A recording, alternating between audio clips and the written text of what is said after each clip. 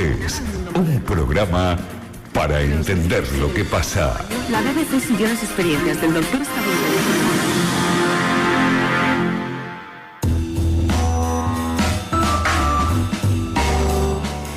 Muy buenas tardes, bienvenidos y bienvenidas a Sin Pasaporte. ¿Qué tal? ¿Cómo están ustedes? ¿Desde dónde nos están escuchando? ¿Y nos están mirando también? Estamos esperando, como todos los miércoles, acá a partir de las 18, sus comentarios. Yo voy a insistir una y otra vez, porque estos rostros hegemónicos están también en el canal de YouTube de la radio de FM La Patriada, donde nos pueden dejar comentarios, saludarnos y quejarse, o no, alegrarse. Yo dije quejarse porque hay motivos. Recién ahora estábamos barajando un par de opciones para abrir el programa y la verdad que no faltan tópicos para mencionar. Muy buenas tardes, Gabriel, ¿cómo estás? ¿Qué tal, Ori? ¿Cómo estamos? Bien. Gabriel, le voy a contar a la audiencia. Recién miró hacia la pantalla, acá tenemos pantallas para seguir un poco el minuto a minuto de la actualidad argentina, y dijo, no, otra vez. Claro, otra vez la represión, los jubilados, hay cosas que no podemos y no debemos normalizar y que siguen sucediendo. Muy buenas tardes, Franco, ¿cómo estamos? Hola Ori, hola Gabriel, ¿cómo está la audiencia que nos sigue? Si nos están escuchando en vivo en esta tarde de miércoles primaveral, una primavera que se empieza a sentar, y si nos escuchan en otro momento, como me consta que lo hacen, que tengan un buen momento escuchándonos. Sí, una primavera casi se parece a un verano a veces, que es sí, como... hoy hizo calor, hoy sudé caminando por las calles de Buenos Aires con un saco que estaba un poco fuera de lugar, ya empieza a sentirse. Estamos en ese momento del año, a ver si coinciden mis compañeros, en que cuando uno está a la sombra, quiere tener ese saquito. Y cuando está al sol, parece ser un pleno verano. Estamos en ese momento de confusión. De confusión como hay acá en la Argentina y en el mundo.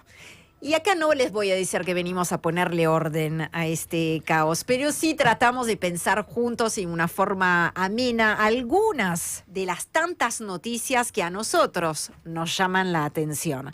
Esta semana tenemos para comentar sobre la agenda de Milei, sobre la gestión de Milei, sobre la decisión, ¿por qué no?, de traer fuerzas armadas extranjeras acá al país. Esto lo vamos a ir comentando, va a ser un hilo conductor a lo largo de la próxima hora y media, porque también vamos a hacer mención, vamos a hacer referencia a ese álbum que yo llamo de la vergüenza, al que el presidente sumó una nueva foto, en este caso junto con la presidenta de Kosovo, y les vamos a explicar desde acá por qué es vergonzoso. No tiene que ver con Kosovo, no es que sea vergonzoso mostrarse con Kosovo, sino ¿qué significa para los intereses y la soberanía argentina? Las fotos hablan. De esto va la diplomacia.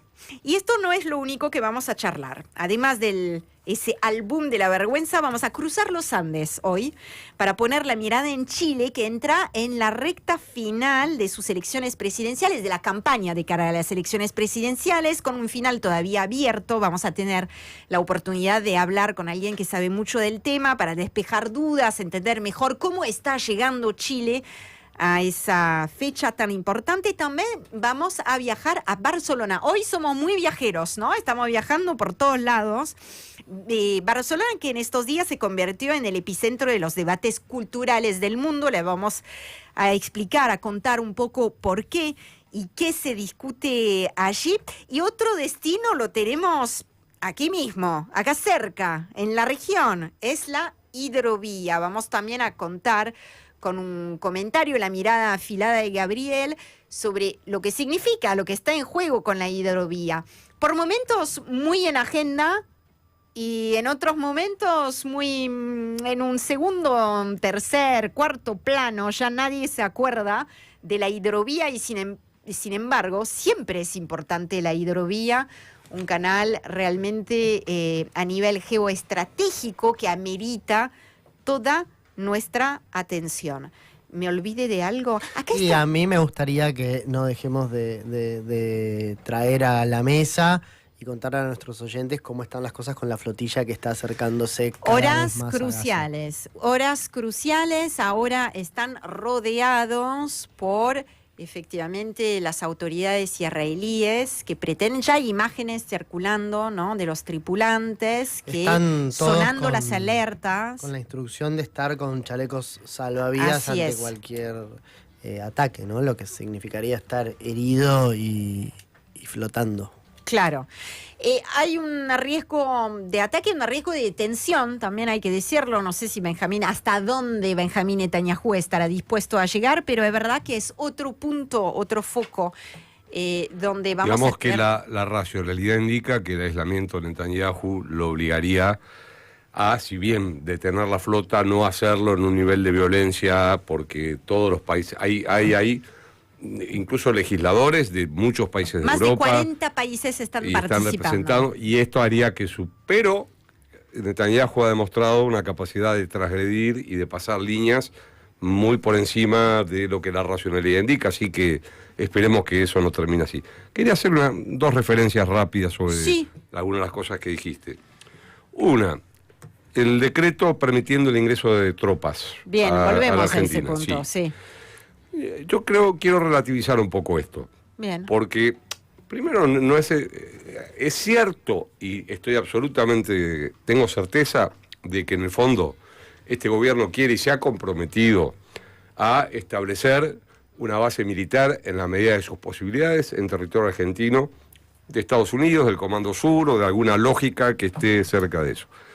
De ahí a que eso suceda, el camino es larguísimo. El pueblo argentino no es un pueblo al cual se le instale una base militar en cualquier lugar, y menos en el sur, donde el sur patagónico, acá tenemos un filo patagónico o patagónico. No, patagónico. Bueno, nacido. Nacido y criado. Ahora sos más porteño, Cuarta generación. Hace rato que sos porteño, pero quiero decir, la Patagonia no es un lugar donde uno va a estar en una base.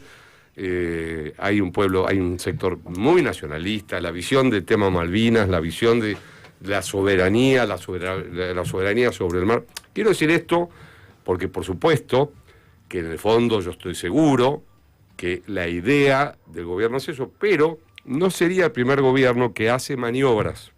Lo que está autorizando en este momento son maniobras militares que otros gobiernos también lo han hecho, y también lo han hecho por decreto, porque los tiempos legislativos no alcanzaban. Digo, para desmitificar un poco esta cuestión. Y agrego algo a la desmitificación.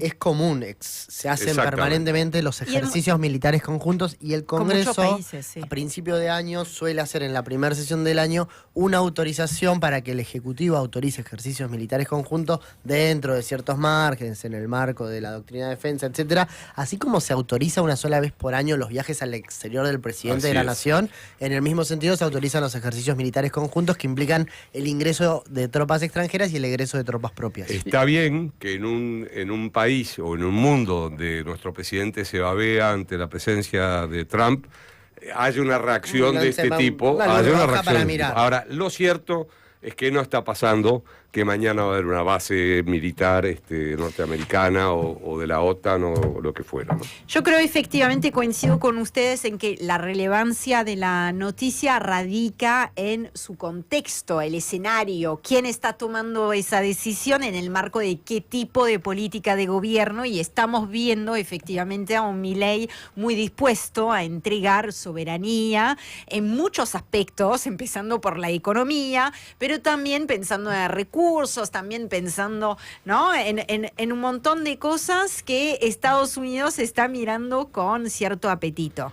Entonces me parece que la noticia ha tomado ese volumen. No, y es lógico, y está bien que así sea. El lunes fui invitado al Día del Diplomático en la Cancillería Argentina, donde estaban tirios y troyanos, donde estaban todos los actores, donde, como uno ha estado muchos años dando vuelta alrededor, pude conversar con muchísimos de los presentes, incluso con quienes me han sucedido en cargos específicos. El tema de Kosovo era un comentario general, pero ¿cuál era el comentario general? Que la Cancillería es un colador, que nadie le avisa al presidente, pues no hubo una reunión con la presidenta kosovar. Lo que hubo fue una gestualidad, claro, no hubo una reunión bilateral.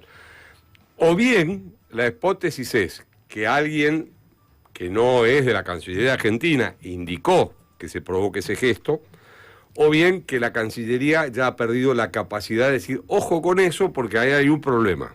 Claro. Es más probable que haya una combinación de las dos cosas, porque, bueno, en Naciones Unidas igual es común cruzarse Sí, con los distintos actores. pero además muchas veces no cuesta valorar ciertas decisiones de este gobierno y saber si es por incompetencia o adrede, ¿no? Exactamente. Y luego lo que ocurre también, que a mí me da mucha risa, es, digo, volvimos al mundo, te quieren vender ellos, Sí. nosotros somos los que los aislamos del mundo, y el tipo lo único que hace es traerse un tuit impreso de Trump y una foto con Kosovo. Sí, y un gran caos en Estados Unidos, donde los demócratas están planteando bloquear la ayuda argentina, donde el sector sojero está planteando una crisis que además base social del trumpismo. No estamos hablando de enemigos de Trump, ¿no? Les soy sincera, nunca pensé que se iba a colar con tanta fuerza el tema argentino en el debate político estadounidense. Lo vi como una cosa más nuestra que de ellos, porque bastante tienen,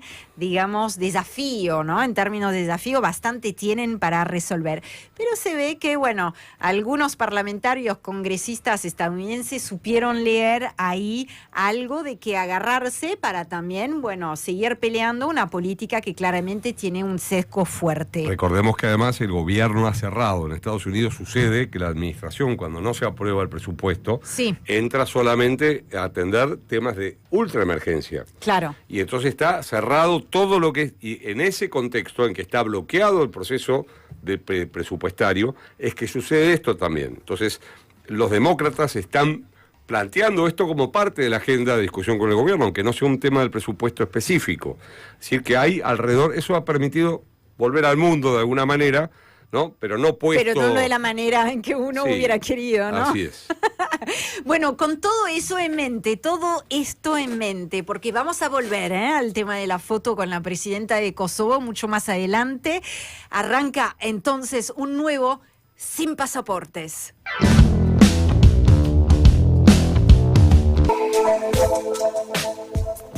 Mi columna de hoy se llama Vía Troncal Navegable, no se llama hidrovía, porque hidrovía en realidad es el nombre que adoptó la compañía que mantuvo la concesión desde los años 90 hasta hace muy poco tiempo. De cualquier manera, se ha normalizado ya el uso del término hidrovía como un término que se aplica a todo. ¿A qué se aplica? A 3.400 kilómetros que abarcan 5 países, que abarca Bolivia, abarca Paraguay, Brasil, Argentina y Uruguay, que significa la salida del 80% del agronegocio, es decir, de las exportaciones, básicamente sin valor agregado. No, en nuestro caso, en el caso de Paraguay también, en otros casos como el de Brasil, significa la salida de su mineral de hierro, de lo que antes era la famosa Vale del Río Doce en portugués, que ahora están también en proceso de concesión, está en un proceso de licitación abierto. La hidrovía o vía troncal navegable es, además de estos 5 países, entre las 4 principales hidrovías o vías troncales en el mundo: el río Yangtze en China, Mississippi, el río Danubio en Europa, y es indudablemente en este momento del mundo un lugar estratégico desde todo punto de vista. Pero además es economías regionales, además es integración regional, además es, por ejemplo, una cosa que es poco conocida, 9.000 pescadores artesanales que viven de lo que esa parte que no es hidrovía, sino río, que es lo mismo, pero no es lo mismo. Algunos conciben esto solo de una manera y no conciben todo el ecosistema que alrededor de eso se mueve.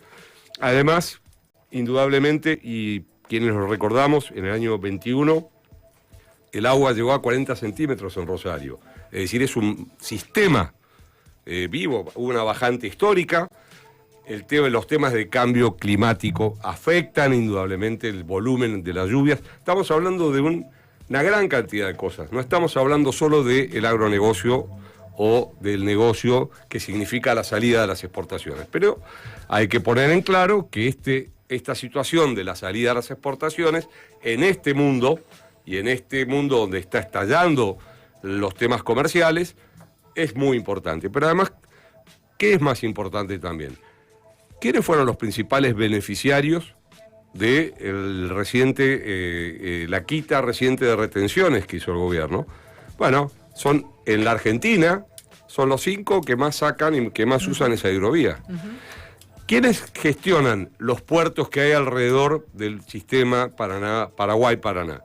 Bueno, hay 54 puertos privados, además de algunos puertos públicos, con poca voz. ¿Y quiénes son los principales que están pugnando por un proceso que ya existió? Eso estuvo gestionado en forma privada, y hace unos años que el segmento argentino estaba rediscutiéndose cuál iba a ser su formato de gestión.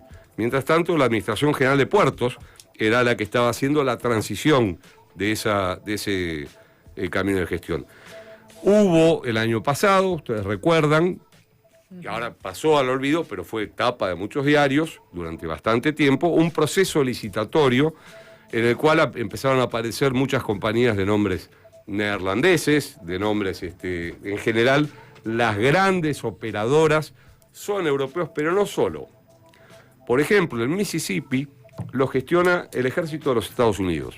O sea, Estados Unidos no permite que su principal hidrovía, llamémoslo así para simplificar, sea gestionado por una tercera empresa o por... En el caso de China, el Yangtze, por supuesto, como corresponde en China, el Estado tiene una presencia muy importante. En el caso del segmento brasileño, que está siendo puesto en este momento a concesión, es muy alta, hay una empresa muy fuerte del Estado, no es una empresa, es una corporación, ANTAC, que maneja todos los ríos y todos los mecanismos fluviales y hidroviarios que existen.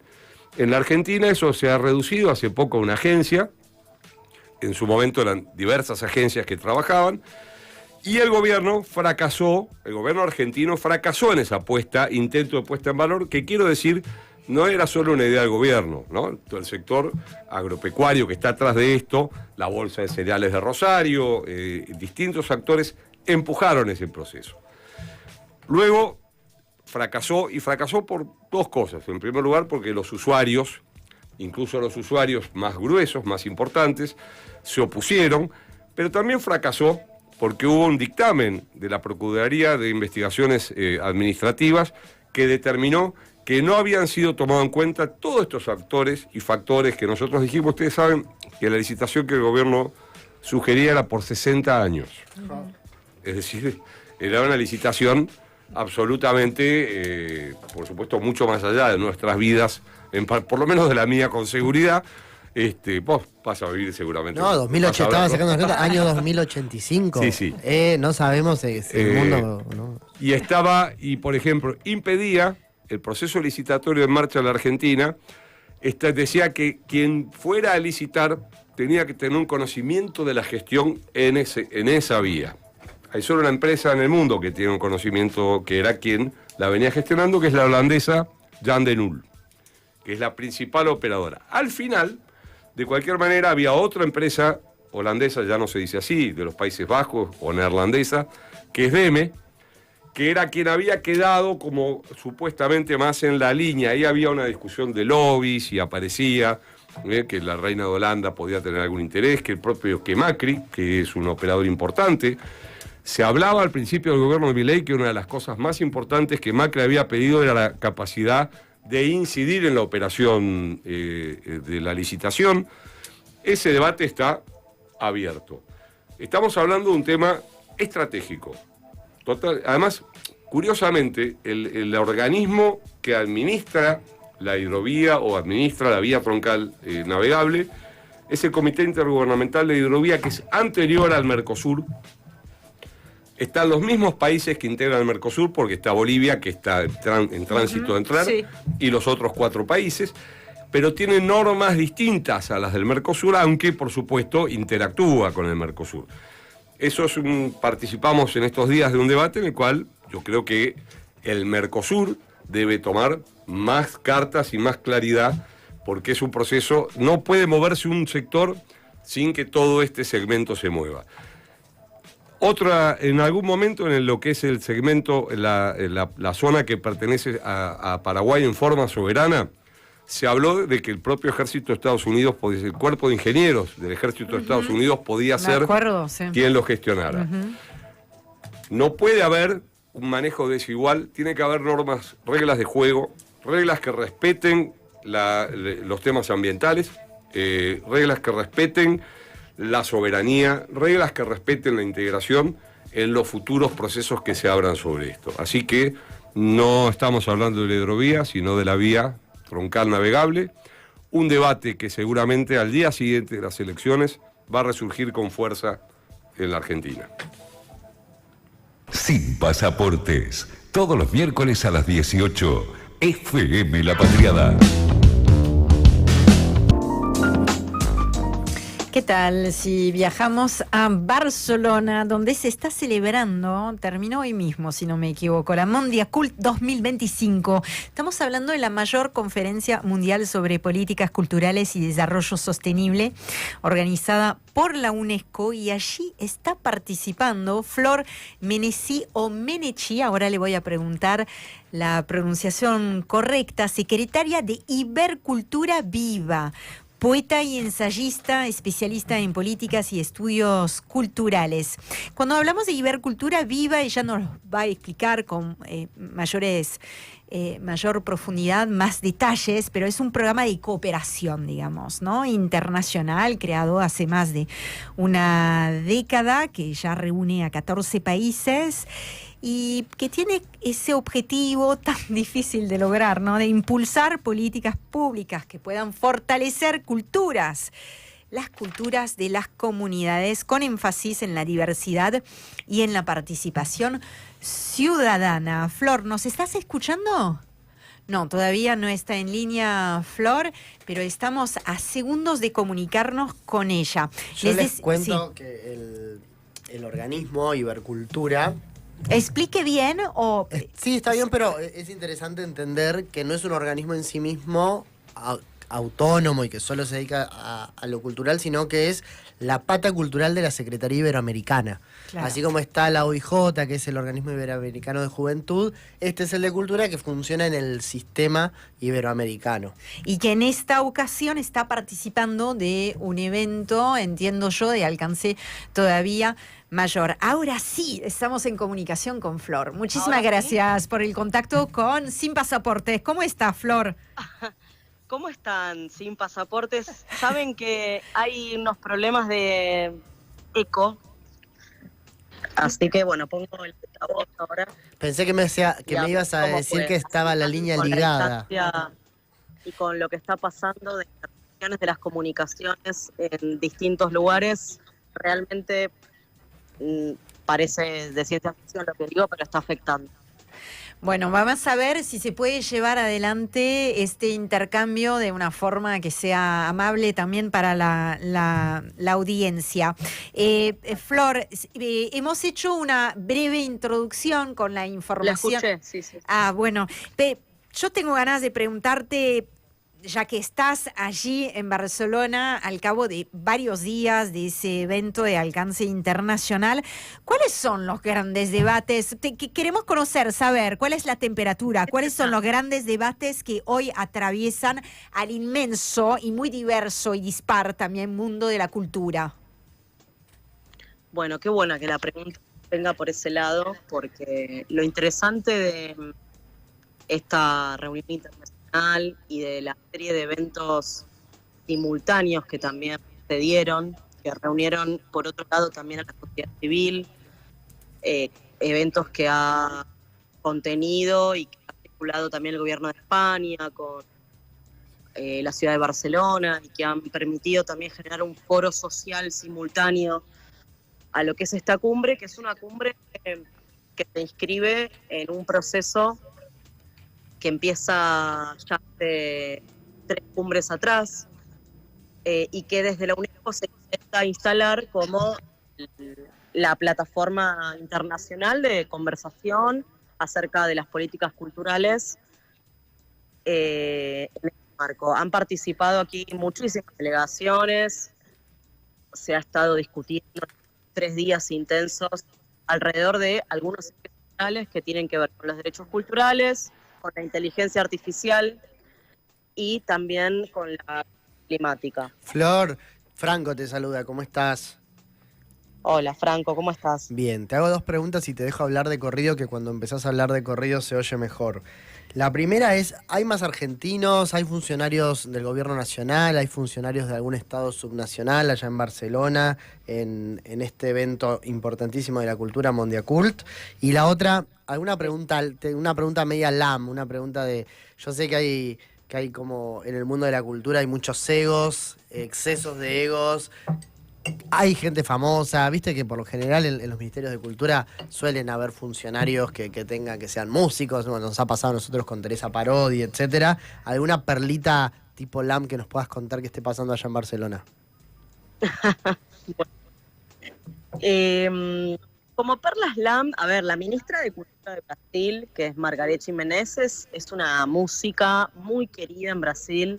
Brasil ha tenido siempre esta política en relación a sus ministros de cultura, de incorporar a ministros también que vienen de la materia ambiente y de la música y de Bahía también.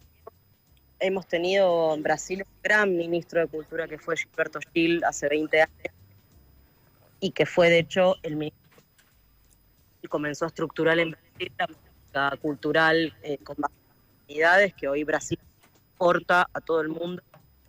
Y que además implica una gran inversión en el Producto Bruto de Brasil en lo que es la articulación en simultáneo con la política económica, de la política cultural alrededor de las comunidades. Pero más allá de eso, ha sido una cumbre con una gran diversidad de delegaciones, en donde ha estado ausente Argentina, que viene reiteradamente insistiendo en la voluntad de no suscripción a los acuerdos de la Agenda 2030, como sabemos, aquí y en todos los ámbitos internacionales en los que a Argentina le toca pronunciarse. Ha sido, bueno, obviamente triste ver vacía esa silla, un país que ha sabido tener una política cultural también con las comunidades, que ha tenido durante 10 años programas nacionales y federales como Puntos de Cultura, que ahora fue desmantelado y que dejó afuera del mapa a muchísimas organizaciones, colectivos, espacios culturales, artistas, que se han estructurado alrededor también de una relación, de una dialéctica con la política pública a lo largo de mucho tiempo. Por supuesto que eso nos lleva a debates en relación a reformas del futuro y cómo debieran darse las políticas y los modelos de gestión de la cultura en el futuro. Pero sin dudas, obviamente el vaciamiento cultural de la Argentina en este momento se hace sentir también en las instancias internacionales, se hace sentir, evidencia en, o bien la disidencia de Argentina con acuerdos básicos como todos los acuerdos vinculados a los acuerdos de París, que en las cumbres no vinculantes también se explicitan y a los que Argentina no suscribe, o los ODS que obviamente rigen los principios de la cooperación de ámbitos y comunidades importantes de los relacionamientos multilaterales. Lo cierto es que en esta crisis de la multilateralidad que atraviesa el planeta de manera generalizada, es muy saludable también que pueda realizarse un encuentro de este tipo, en el que puedan ponerse en discusión los derechos culturales y en donde pueda articularse, como vino a plantearlo desde Latinoamérica con mucha fuerza Brasil, que creo que ha sido la delegación más contundente en esta cumbre, con un planteo muy fuerte en relación a la regulación de las tecnologías digitales, en relación a las plataformas, en relación a los derechos de los autores y de los artistas. Una discusión que vuelve a dar la vuelta, ¿no? Hace 10 años se discutía los derechos de autor con una perspectiva quizás más inocente respecto a las tecnologías actuales y su curso, y hoy, de la mano de la actualización de la discusión soberana regional, viene también la discusión respecto a los derechos patrimoniales, a los derechos de autor, Florencia y a los derechos de los trabajadores de la cultura y de los artistas. ¿Cómo está, Florencia? Gabriel Fuchs, ¿cómo estás? Quería Hola, preguntarte, Gabriel, ¿cómo estás? justamente en la línea de lo que estás diciendo, ¿qué dos, tres ideas complejas, nuevas, están apareciendo en el debate? ¿Cuál es la vinculación con la inteligencia artificial? Porque eso que vos estás diciendo, hace 10 años se discutía el tema de los derechos de autor en una zona no naif, pues, porque era lo que existía, pero contanos un poco eso, cómo está ese debate con ideas, digamos, que los que no estamos en el corazón de ese debate podamos entender. Bueno, se han expresado obviamente una diversidad de acciones concretas por parte de los estados y también debates presentados por expertos externos. Y en general lo que se ha consensuado y que, como te decía, es algo en lo que ha discutido mucho Brasil en las discusiones, es la fuerte recomendación y la recomendación, de hecho, que surge del documento final de este encuentro, respecto a la necesidad de la legislación por parte de los estados de los contenidos que circulan a través de las plataformas digitales y también en relación a los derechos de los artistas, fundamentalmente, y a los derechos patrimoniales de los países y de las naciones respecto a su cultura, cosa que es muy compleja dado que las plataformas son además dispositivos transnacionales, ¿no? Por lo cual es difícil también que a través de una recomendación pueda ser homogénea algún tipo de respuesta a algo que tiene que ver con la instalación de un nuevo paradigma capitalista cognitivo y a una nueva forma de producción del conocimiento. Yo personalmente, si me lo permiten, no quiero tampoco abusar del tiempo que me conceden, pienso que lo cierto es que todas las conversaciones internacionales no vinculantes pueden constituirse en el futuro como obviamente antecedentes, fuentes a consultar a la hora de formular nuevas declaraciones y nuevos espacios sí vinculantes, como han sido acuerdos muy fuertes como los que hoy se están disputando en relación a lo ambiental. Este año tenemos la COP en Belém, en Brasil, no hay que olvidarse de eso. Pero creo que hay una... Miren, les tiro un dato. El otro día me comentaba una persona que trabaja en la ONU que los países han dejado de poner la cuota anual en un 50%. Claro, es Hay una efectivamente constante una en el crisis mundo. de la apuesta de los estados a la Agenda 2030, a la multilateralidad, porque hay política de austeridad y vacas flacas en todos lados. Y después de esta gran crisis que estamos atravesando, geopolítica, del exterminio, del genocidio, de guerra comercial, va a tener que refundarse de alguna manera algo del orden internacional y algo del orden de la definición y el fundamento del derecho de los derechos humanos. Claro. Por lo cual yo tengo mucha fe en que los encuentros no vinculantes, como son las cumbres de cultura, sin embargo son muy importantes porque pueden sentar antecedentes y pueden construir fundamentos para construir, cuando podamos hacerlo, la inclusión de la identidad, de la cultura, en los acuerdos internacionales del futuro, ¿no? Claro. Flor, ¿nos escuchás, no? ¿Todavía? Sí. Te queríamos saludar y agradecer muchísimo por el contacto con Sin Pasaportes. Bueno, muchas gracias. Ahora, Flor, vos vas a estar leyendo poesía acá en Buenos Aires, ¿no? Si querés aprovechar y pasar el chivo. No sé cuándo leo poesía. Sí, leo poesía cuando puedo, leo poesía. Pero no sé cuándo. Igual cuando tenga la fecha de mía se la voy a pasar a Franco y Franco va a ser ahí una persona que, como dice el nombre del programa, sin documentos, va... Sin pasaportes, sin pasaportes. Sin pasaportes. Sin pasaportes. Pero bueno, a mí me recuerda a la canción de Los Rodríguez. Tenemos un problema ahí. Fue una discusión del brainstorming debate esa. no cerrado. Sí. Te mandamos un beso, Flor. Un beso grande. Besito. Chao. Con Florencia, que argentina, ¿no? Florencia es argentina, pero nos estaba hablando desde Barcelona, desde España, sobre los grandes desafíos, habrán entendido ustedes, de la cultura, que obviamente tienen todo que ver con los grandes desafíos también de la política a nivel internacional. Sin pasaporte. Ahora vamos a cruzar los Andes, vamos a viajar a Chile, que está entrando, el país vecino, querido país vecino, está entrando en la recta final hacia las elecciones presidenciales del próximo 16 de noviembre. Y todo indica, pero ahora le vamos a preguntar a nuestro entrevistado, que la definición va a ser en segunda vuelta. 8 aspirantes buscan llegar a la moneda y los que hoy encabezan la intención de voto son la comunista Janet Jara o Yara y el ultraderechista José Antonio Cast, ¿no? Para que tengan una primera idea, digamos, de cómo pinta el tablero. Igual es mucho más complejo que este breve resumen.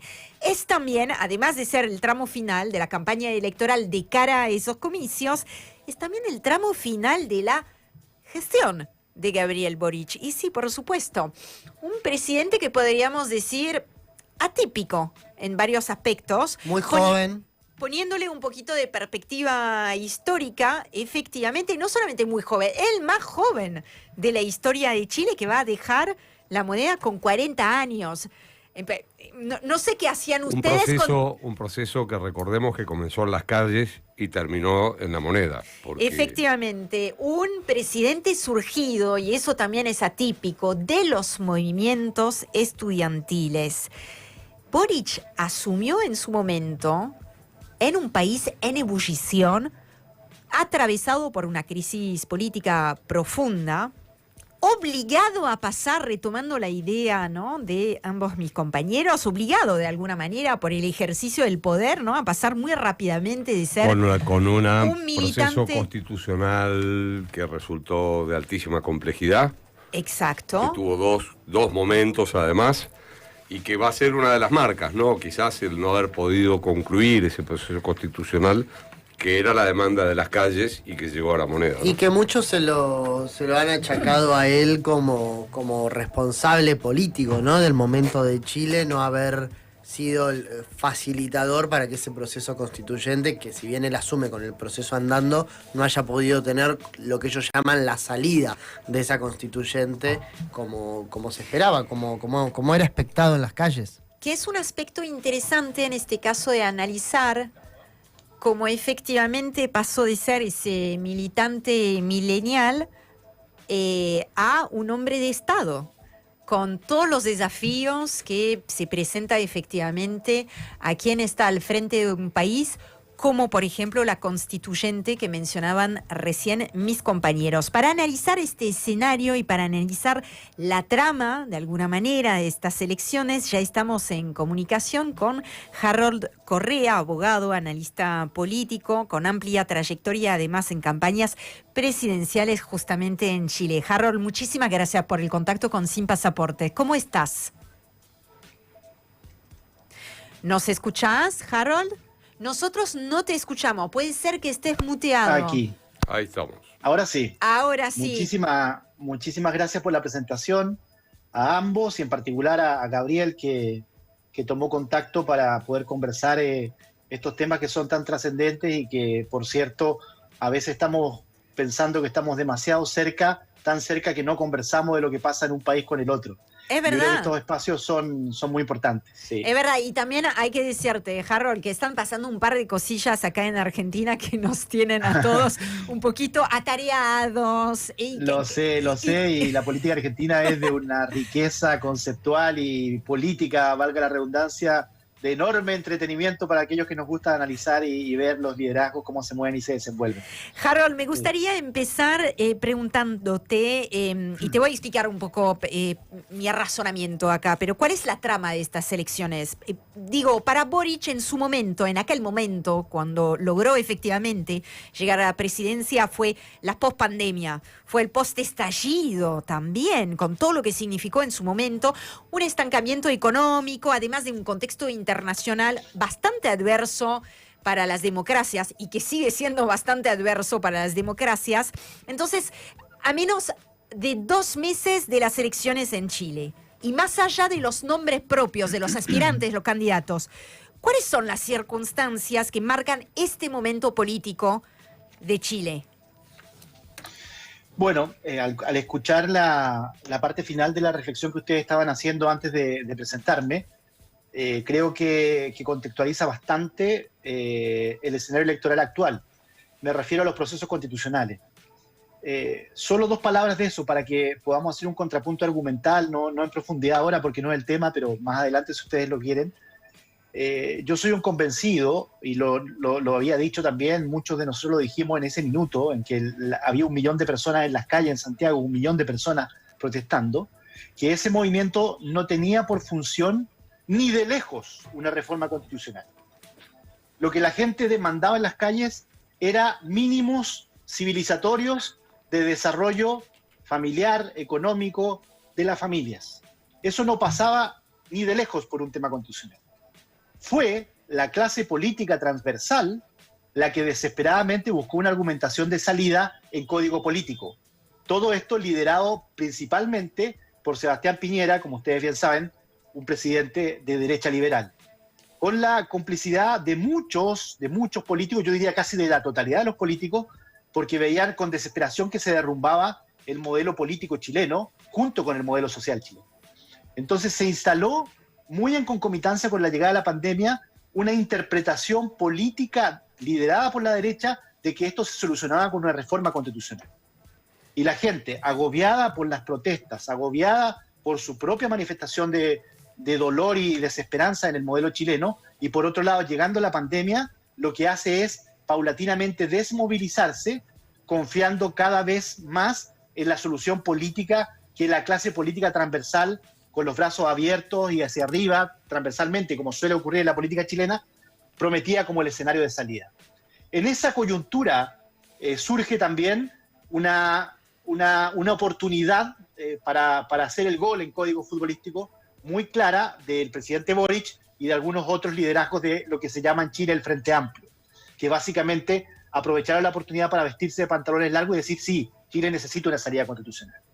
Pero quienes conocemos la realidad política chilena, no estaba detrás una salida constitucional, y prueba de ello es el fracaso estrepitoso que tuvo políticamente los dos procesos constitucionales. El primero, con un claro énfasis de la temperatura ambiente, de la demanda de la mayoría de los movimientos sociales en aquel minuto, y el segundo, con un retroceso conservador impresionante. Es decir, el primero se rechazó con una gran connotación del texto de innovación política de centro-izquierda, y el segundo se rechazó con un retroceso conservador muy fuertemente instalado. Es decir, Chile vio que no era el proceso constitucional lo que requería otras cosas. ¿Por qué digo que este es el contexto esencial? Porque esto causó, a mi modo de ver, una frustración de la ciudadanía que se expresa muy fuertemente en las demandas actuales que tienen connotación electoral, que no son otras que la seguridad y que el desarrollo económico. Es decir, Chile tuvo la oportunidad de salir de su etos de transición a la democracia, que básicamente fue más crecimiento y promesa de un futuro mejor a la familia. Perdió la oportunidad de civilizar ese proceso de desarrollo económico de manos de dos procesos políticos que no tenían raigambre popular ni electoral, y ahora pasamos a los esenciales temores de la sociedad chilena de comienzo de los 90. De nuevo el temor a la inseguridad, en este caso ya más de delincuencia en ese minuto de la vuelta de la dictadura, y al desarrollo económico como único elemento que las familias perciben como sustentable para salir adelante, más allá de lo que eventualmente sean las promesas electorales. Entonces, si tú me preguntas eso, creo que el clima es de frustración política, de revisión de las demandas más básicas de la sociedad chilena de los 90, y particularmente se traduce electoralmente esto en muchos candidatos de derecha, por lo menos 4 o 5, que prometen la receta de la reactivación económica y la seguridad, y un Frente Amplio que gobierna muy débilmente, junto con muchos de los que alguna vez fuimos y formamos parte de la concertación política por la democracia, tratando de rescatar el etos político de nuevo, más desarrollo económico e igualdad, cosa que la ciudadanía no está escuchando muy bien, básicamente sensibilizados solo por sus identidades de izquierda, que van a manejar básicamente el resultado electoral de los candidatos que se representan como más de centro-izquierda. Pero no hay una promesa de futuro que la gente adhiera desde la centro-izquierda, y eso es muy lamentable para quienes hemos hecho política desde ese sector. Harold, ¿qué tal? ¿Cómo estás? Buenas tardes, ya ¿Cómo casi estás, noche. Un abrazo grande.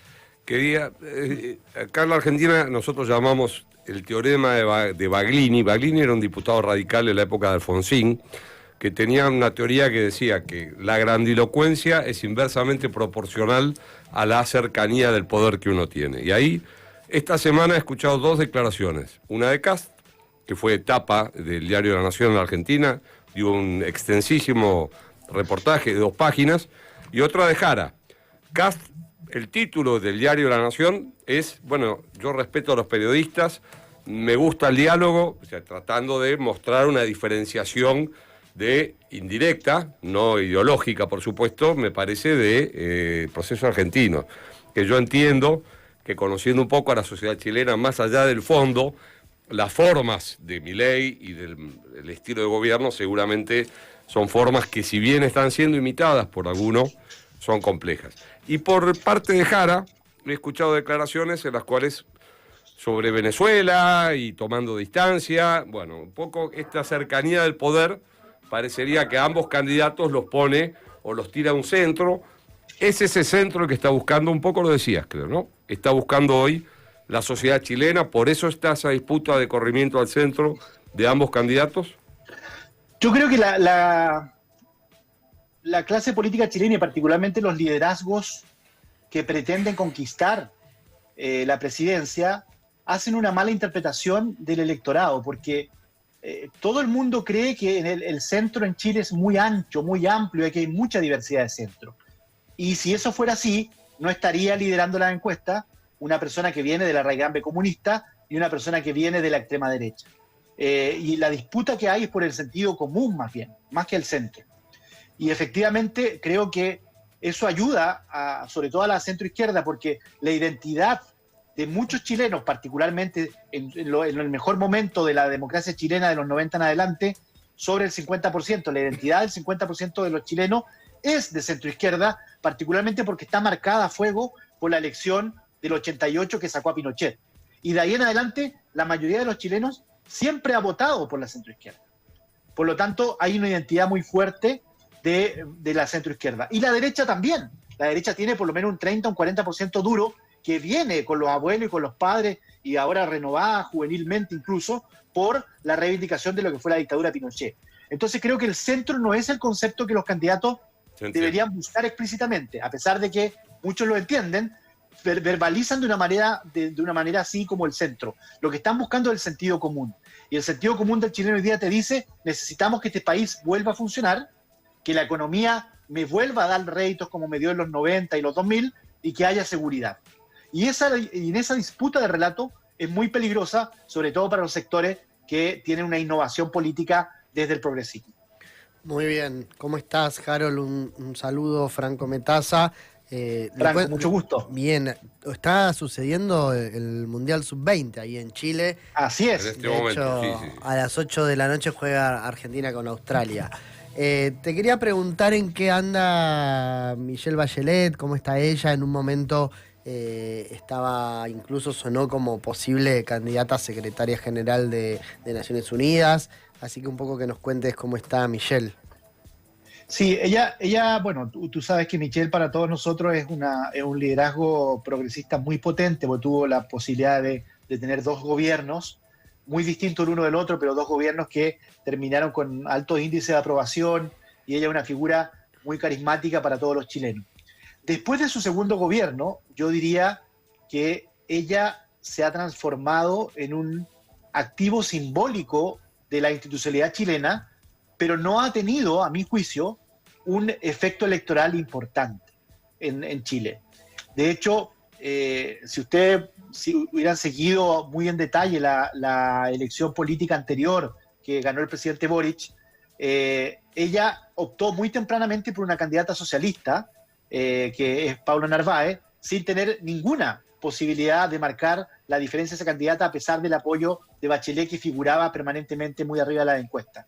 Después ella se embarcó en el proceso del entusiasmo por la reforma constitucional, muy del codo del presidente Boric, para poder, entre otras cosas, endosarle algún triunfo al presidente Boric, y también perdió. Sucesivamente, lo que muchos de nosotros no nos cuesta ver, pero ella ha perdido la capacidad de influir electoralmente en el tiempo. No obstante, sigue manteniendo una gran imagen como persona, como figura política. Y ahora, hoy día, también puede haber un corolario de eso. El presidente Boric se embarca en una propuesta a Naciones Unidas de presentarla como candidata a la Secretaría General de Naciones Unidas. Hay que decir que ella tiene 2 experiencias de Naciones Unidas de más alto nivel. Dejando el primer gobierno fue, si ustedes se recuerdan, la alta comisionada para el tema mujer, y después fue alta comisionada de los derechos humanos. Entonces tiene experiencia en Naciones Unidas, y el presidente Boric se embarca en una propuesta que la presenta ella como candidata a la Secretaría General, pero lo hace de una manera desprolija, porque los chilenos se enteran en las noticias que venían de Nueva York de esta postulación. Entonces no hubo un consenso político como requiere este tipo de ejercicio internacional en el país, y eso efectivamente trizó el apoyo nacional respecto a la postura de presentarla a ella como candidata. Es una candidata fuerte por la experiencia, por el reconocimiento internacional, pero efectivamente en el panorama mundial, toda la información que uno recibe de manera más directa de Naciones Unidas es que no es la candidata priorizada, y además una candidata que puede tener algún tipo de veto de los grandes. Por lo tanto, aquellos que siguen la política internacional de Chile están bastante cautelosos, bastante poco esperanzados de que eso llegue a buen puerto. Y además tiene quizás más posibilidad Rafael Grossi, un argentino que no goza de mi simpatía, debo decirlo, pero que porque es el que ha seguido los temas... ¿Por qué no te simpatizas? Por varios motivos. He tenido que trabajar incluso con Grossi. Le mandamos un saludo. Sí, le mandamos un saludo a Rafael Grossi, que se va probablemente como se... Pero por el rol que él ha cumplido con el tema atómico, su relación con Irán, es muy posible que él sea el futuro, no tanto por su propia capacidad, que es un hombre muy capaz, eso no hay duda, sino más bien por el rol que puede jugar en este debate, tanto en la situación de Ucrania como en Medio Oriente, en fin, sus temas están ahí. No, quería consultarte, está claro que es difícil predecir cuál va a ser el resultado electoral, pero ¿cómo pensás que se reconfigura entonces Chile a partir de la próxima elección, más allá de quién gane? Creo que algo ya planteaste, ¿no? Es decir, hay una zona de sentido común, hay una demanda de la sociedad, es una demanda regresiva en cierta medida, de aquella demanda de cambio que se planteaba, o de democratización social, que era como un poco la demanda de las calles, vinculada a la educación, vinculada a los sectores populares. ¿Cómo pensás que se va a reconfigurar el Chile que viene? Lo más probable, no solamente por una apreciación política, sino que también por los números, es que el siguiente gobierno sea un gobierno de signo de centro-derecha. El gran problema de la centro-derecha y de la derecha chilena es, ustedes saben que hay varias leyes en política, pero una de ellas es cuando tú tienes el pastel muy asegurado, empiezas a cortarlo por todos lados, antes de que efectivamente se ordene la repartición del pastel. Y eso le pasó a la derecha. El del oso antes de cazarlo también se usa. Exactamente, tenían tanta abundancia electoral hace 6, 7 meses atrás que fue imposible disciplinar los candidatos internos de la derecha. El sector de centro izquierda tenía tan poco expectativa electoral que se forzaron a hacer una primaria, y efectivamente Janet Jara es producto de esa primaria. Pero aún así, los indicadores de todas las encuestas, porque como ustedes saben, muchas encuestas, es que Janet se impone levemente por sobre José Antonio Kast en primera vuelta, y en segunda vuelta viene la marea de centro derecha a fortalecer la candidatura que pasa en segunda vuelta, en teoría ganando cualquiera sea el candidato, pero el que está más arriba, más afectado hoy día es Kast, por un 5, 6, 7, 8, hasta 10%. Entonces, yo veo muy poca pista de aterrizaje para que pueda cambiar la circunstancia de un aterrizaje distinto. Creo que la elección va a terminar así. Hay una disputa interesante en la derecha entre Evelyn Matei, que representa la guardia tradicional de la derecha, el piñerismo propiamente tal, con este señor que se le metió por la derecha, con actitudes muy, muy formales respecto a contra la corrupción, en base a la seguridad interior del Estado, lo que ustedes conocen de primera mano. Y yo te diría que Kast, la elección anterior, hay que recordar que también pasó a segunda vuelta y perdió con Boric, porque ahí se transformó todos contra Kast, más que todos con Boric, todos contra Kast, y perdió Kast. Esta no es la situación. ¿Por qué? Porque emergió un candidato más a la derecha aún, que es Johannes Kaiser. Y Johannes Kaiser, que hoy día goza de un no despreciable 8 o 10% en la encuesta, lo que hizo formalmente, aunque no se lo propuso así, fue centrar, institucionalizar, republicanizar la figura de Kast, porque ya no era el señor extremo de la derecha, sino que había alguien más que ocupaba ese puesto. Y él inteligentemente aguantó la marca, como dicen en el fútbol, y empezó a desplegar una estrategia electoral muy recientemente que lo tiene muy claramente como el segundo en las encuestas, y en algunas encuestas incluso superando levemente a la candidatura de Janet. Por lo tanto, efectivamente, uno debiese pensar racionalmente que la segunda vuelta va a ser entre Janet Jara y alguien de derecha, y ese alguien de derecha hasta ahora debe ser José Antonio Kast. En todos los escenarios, en todos posibles que cambien la figura de Kast para la segunda vuelta, lamentablemente Janet no logra desplegar la suficiente fuerza electoral como para tener una esperanza de ganar en segunda vuelta. Y eso es muy complejo, muy complicado para el entusiasmo de su propia candidatura hoy día. Harold, ya de a poquito nos vamos acercando, vamos cerrando, pero quisiera hacerte una pregunta más sobre, con alcance internacional. Me parece que Gabriel Boric buscó durante su gestión proyectarse como referente internacional, teniendo posturas muy definidas y claras en temas de democracia, de derechos humanos, haciendo incluso, no sé si decir alianza, pero teniendo una relación de cercanía con otros mandatarios de la región de corte progresista. ¿Qué peso tiene eso hoy, la figura presidencial chilena, en este caso en el ejercicio de Gabriel Boric, en medio de un contexto global que es tan adverso para las democracias? ¿Qué lees vos de ese rol de Boric en este contexto? Sí, bueno, suele suceder, incluso decían que le sucedía al propio y al gran Pepe Mujica. Los presidentes suelen tener características que los hacen más interesantes afuera que adentro. Yo creo que eso es indudablemente lo que le pasa al presidente Boric. La figura de renovación política joven, que tiene posiciones firmes, por ejemplo, contra Venezuela, a muchos despierta un interés de la proyección que él pueda tener en materia internacional.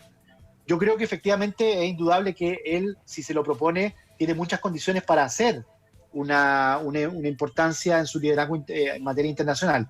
Ahora, tengo dudas de que él pueda tejer en el tiempo aliados permanentes en materia internacional. Porque, por ejemplo, esta demostración de fuerzas progresistas internacionales tiene un poco los días contados. De partida, el propio presidente Boric tiene un final pronto en su gobierno, por lo tanto, como es un foro del presidente, eso perdió la figura relevante que tenía Gabriel ahí. También Petro le va a pasar lo mismo en algún minuto. Pedro Sánchez está pasando por un momento muy complejo. Entonces, Lula tiene algo más de vitalidad electoral y política, pero también juega en contra, obviamente, la edad que tiene. Entonces, esa proyección, si no pasan rápidamente de rostros a institucionalidad política, creo que también está un poco en crisis, sobre todo pensando que va a renovarse parte también de la fisonomía electoral del continente. En Colombia, en Ecuador ya se renovó, en Perú también se va a renovar, y probablemente no sea de la señal política que el grupo progresista de presidentes quería proteger y fomentar. Entonces, ante la pregunta, sí, tiene condiciones objetivas dadas particularmente por la opinión pública internacional, dudas respecto al camino que va a seguir, porque las alianzas que él tiene pueden ser de corto plazo para estos fines, pero indudablemente tanto en lo interno como en lo interno un liderazgo presidencial que termina su mandato con 40 años tiene un futuro por delante tanto más prometedor que el que llegó a tener hasta ahora. Harold, te agradecemos muchísimo por el contacto con Sin Pasaportes. Muchas gracias a todos y espero que haya servido la conversación un poquito para mostrar lo que está pasando a este lado de la cordillera. Pero sin lugar a dudas, y que no te quepa la menor duda, que te vamos a volver a consultar, porque ya se vienen las elecciones y ya sabes, a medida que se va acercando la fecha, vamos a poner el ojo de forma muy detenida en lo que está sucediendo en el país vecino. Así que un abrazo grande desde acá. Un abrazo a todos. Un abrazo. Muchas gracias. Hasta luego. Estuvimos hablando con Harold Correa, abogado, analista político, con la larga trayectoria en campañas presidenciales en Chile, así que un poquito sabe de la cocina política chilena. Nuestro presidente Javier Milei sigue completando el álbum que, no sé, lo vamos a llamar así, pero si ustedes tienen sugerencias, aceptamos sugerencias para cambiarle el nombre. Sigue completando el álbum de la vergüenza. La vergüenza en relación a lo que son los intereses de la Argentina como Estado, como país, ¿no? Sumó otra foto polémica.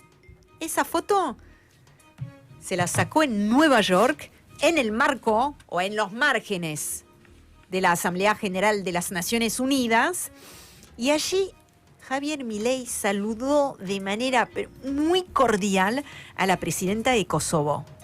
Primera imagen pública de la historia de un encuentro de esas características. Ahora, ¿de qué está hablando esta foto? ¿Por qué tanta polémica? ¿Por qué decir vergüenza? Bueno, es una foto, es una imagen que no habla de Kosovo en sí. Habla de una política de desmalvinización. Milei viene raspando la soberanía argentina en varios aspectos. Pienso, por ejemplo, en el Fondo Monetario Internacional, pero acá hay un largo etcétera. Y en este caso, ese tipo de fotos podrían perjudicar al reclamo de la Argentina, por lo que significa, por supuesto, sobre el ejercicio de la soberanía en Malvinas. Le cuento por qué. No tienen por qué saberlo, no tenemos por qué saberlo todo, pero históricamente Argentina mantiene una relación diplomática recíproca con Serbia. Entonces, Argentina, Serbia de la que Kosovo se quiere independizar y se independizó, ¿no? Entonces, no reconoce la independencia de Serbia por parte de Kosovo, y Serbia, a su vez, apoya activamente el reclamo argentino sobre Malvinas. Lo estoy resumiendo, pero tiene que ver con esa reciprocidad. Aún peor, sumo un detalle y acá después abro la mesa. Kosovo envió militares a Malvinas como parte de un acuerdo con el Reino Unido, por lo que justamente la Cancillería argentina ya ha protestado en otra ocasión, yo creo que fue en 2023, por considerar justamente y legítimamente que se trata de un acto unilateral contrario a resoluciones de las Naciones Unidas. Esto es lo que significa la foto.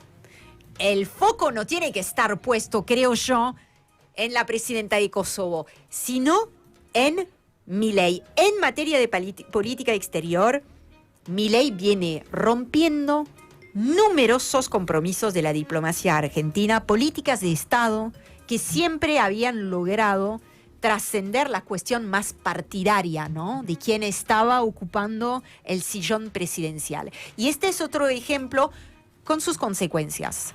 Es muy importante la aclaración que vos hacés, porque no es un problema con Kosovo, es un problema que del estallido de la ex Yugoslavia, recordemos que hubo una guerra tremenda, una guerra y varias subguerras étnicas, guerras, quedaron estados prefigurados que hoy son reconocidos por la comunidad internacional. Bosnia-Herzegovina, Serbia, Croacia, Montenegro. No está reconocido por la comunidad internacional Kosovo, que es una situación compleja. Algunos estados sí la reconocen, algunos estados europeos, pero no existe, porque así como Palestina ha tenido, para tomar un ejemplo, 140 y pico de votos a favor por el reconocimiento del Estado, y ha habido una secuencia de reconocimientos de varios estados muy importantes, entre ellos el Reino Unido, Francia, Canadá. Esto no significa que el tema esté resuelto. La votación genera un paraguas, la votación en el sistema de Naciones Unidas, y luego hasta que haya una absoluta unanimidad, o por lo menos una gran mayoría que reconozca, no existe. Por lo tanto, esto podría significar que en algún momento los kelpers tuvieran, que ha habido varios intentos de estas cuestiones, tuvieran un estatus similar al de Kosovo, que son observadores y en proceso de reconocimiento. En ese punto es donde afecta claramente, además, como bien lo explicaste, no es solamente que se entrenaron en las Malvinas, una milicia kosovar no tiene una fuerza armada constituida como tal, sino que Gran Bretaña protege y coopera en la construcción de esa fuerza armada o fuerza de seguridad kosovar. Y por eso lo lleva y los entrena y utiliza la base de Mount Pleasant para hacer ese entrenamiento. Es decir, es de una complejidad tremenda, y esa foto dando la mano implica que nuestra Cancillería, que siempre ha sido muy firme en la consecuencia del reclamo de Malvinas, en advertir.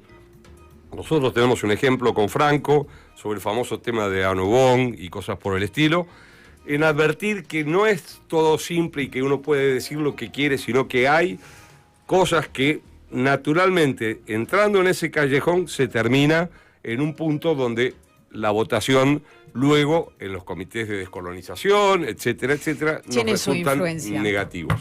Javier Milei tiene en general una gestión muy cortoplacista en muchos aspectos.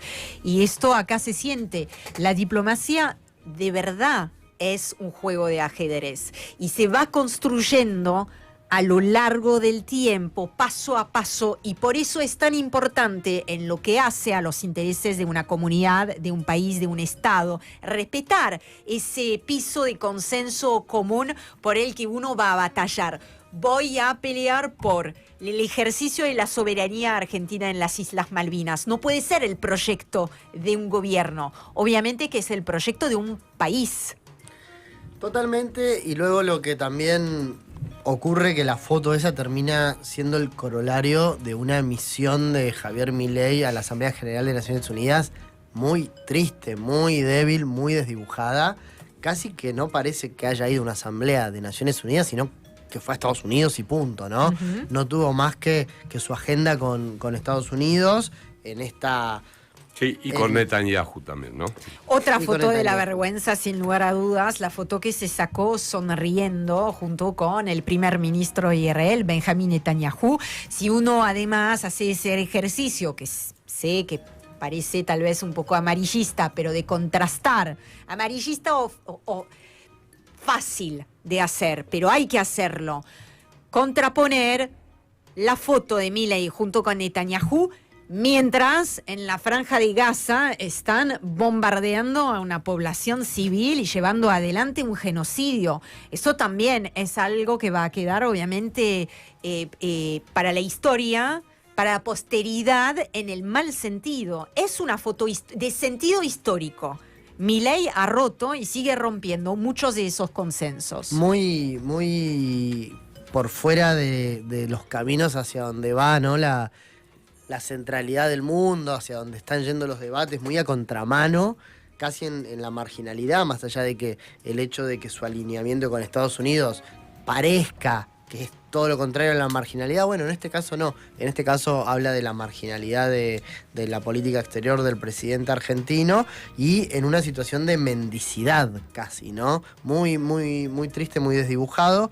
Y la foto con la de Kosovo, con la presidenta de Kosovo, bueno, termina de ser el meme que se hace solo, ¿no? En el primer programa de Sin Pasaportes, acá en esta mesa, se habló de soberanía. Yo lo tengo todavía muy presente. Bueno, es realmente lo que está en juego en muchos aspectos y esta vez nuevamente. Volvemos en instantes para despedirnos.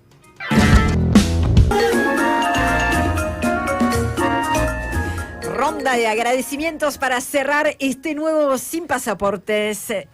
Vamos a agradecer, por supuesto, y como siempre, a Ezequiel María en la producción y coordinación de aire, en la operación técnica a Valentín Catalán y en la operación audiovisual a Agustina Rossi. Y también a ustedes, compañeros. ¿Qué tal la pasaste, Gabriel? Bien, bien, salpicado hoy, ¿eh? Mucho más temas de lo que pensábamos, Le entramos ¿no? por todos lados a los temas, sí, muy bien. Nunca nos van a faltar temas. Nunca faltan. Lo más difícil cuando uno prepara un programa de política internacional es saber de qué hablar entre tantos temas, ¿no? ¿Dónde poner el ojo? ¿Cómo lo pasaste, Franco? Muy bien, muy interesante todo, un gran salpicón. Y les cuento que me voy corriendo porque mañana voy a estar en el Congreso de Relaciones Internacionales de la UNICEN, que es la universidad que tiene sede en Tandil. Es un congreso que va a estar muy interesante. Voy a estar en un panel a las 2 de la tarde junto con Periodistán y otro historiador que se especializa en África. Y lo cierra el sábado Bielsa, así que para que también los oyentes estén atentos a este interesante congreso. Y no quería dejar de dar mis datos numéricos. Les quiero decir que hoy, miércoles 1 de octubre de 2025, quedan 25 días para las elecciones y el riesgo país ha subido un 0,65% en el día de hoy, situándose en 1.230 puntos. A ustedes que nos están acompañando todos los miércoles, les cuento, por si no supieran, que cuando termina el programa se hacen recortes y esto lo pueden volver a escuchar y volver a compartir. No solamente en el canal de YouTube, sino que nos van a encontrar también en todas las redes que se les ocurra. Por favor, FM La Patriada, en Twitter, en Instagram.